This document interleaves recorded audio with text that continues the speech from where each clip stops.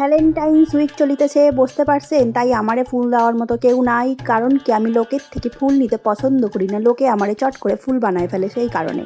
তাই আমি দোকান থেকে কতগুলো ফুল কিনা লই আই পড়ছি। সুন্দর সুন্দর দেখতে ফুল, যদিও বা এর মেয়াদ খুবই কম দিনের, তবুও তো ওইসব ফুল গাছ নিয়ে তো কোনো কাজ নাই। খাওয়ন দাওয়ন তো খাইতে হইবে, তাই কারণে বাজার থেকে নিয়ে আই পড়ছি কতগুলো ভোলা মাছ। ভোলা মাছগুলোকে প্রথমে নুন হলুদ মাখাইয়া তারপরে তেলের মধ্যে সুন্দরভাবে দিয়া দিতে হইবে, আর এক এক করে ভেজে তুলে নিতে হইবে।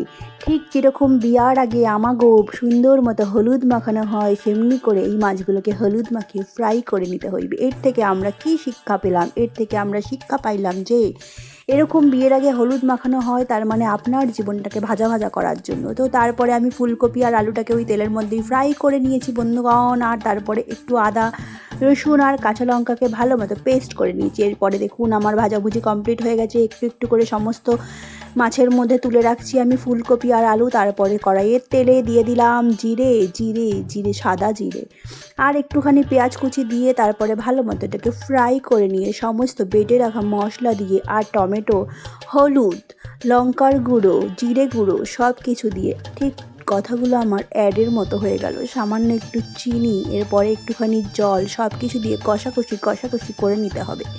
সুন্দর মতো মশলা কষাকষি হয়ে গেলে তারপরে আলু আর ভেজে রাখা ফুলকপিগুলো দিয়ে দিতে হইবে বন্ধুগণ। তারপরে সুন্দর মতো সবগুলোকে কষাইতে হইবে। আমি তো এমন করে দিচ্ছি যেরকম মনে হচ্ছে যেন ওলা বৃষ্টি পড়ছে। ওলা বৃষ্টি চেনেন তো? তো যাই হোক, এরপর মশলাটাকে ভালো মতো আমি কষাইয়া নিতেছি। এরকম সুন্দরভাবে কষাইয়ে নিতে হবে যেন মশলার থেকে তেল ছাড়িয়ে আসে। তারপরে সুন্দর মতো ঝোল ঢেলে দিতে হবে। তো যেটা বলছিলাম আর কি, ভ্যালেন্টাইন্স উইক আসছে। এই ভ্যালেন্টাইন্স উইকে লোকের কত প্ল্যান থাকে, রেস্টুরেন্টে যাবে, এই করবে সেই করবে। আমার বাবা কোনো প্ল্যান নেই, গরিব মানুষ। বাজার থেকে আমার খাইতে মন চায় সুন্দর সামুদ্রিক মাছ, তাই আমি সেসব আইনে রান্না করি।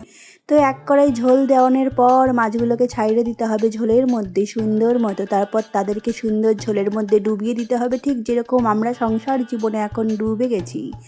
তারপরে ঝোলটা যখন ফুটে আসবে, মানে আমাদের জীবনগুলো যখন ঝালাপালা হয়ে আসবে, তখন এইভাবে সুন্দর মতো নাড়াচাড়া দিয়ে দেখে নিতে হবে ভালো করে। এরপর মাছগুলোকে পুরোপুরিভাবে ডুবিয়ে দিতে হবে, যেরকম নিজেকে সংসারের মধ্যে পুরোপুরিভাবে আমরা ডুবিয়ে দিই। তারপরে দিয়ে দিতে হবে গরম মশলা।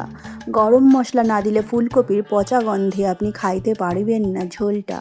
যাই হোক, এরপরে গরম মশলা দেওয়ার পরে সুন্দর মতো গরম মশলাটাকে মিলিয়ে দিচ্ছে। আর যেহেতু মাছটা একটু নরম নরম টাইপের, এইসব মাছ একটু নরম হয়, ভাববেন না আবার আমি পচা মাছ নিয়ে এসেছি।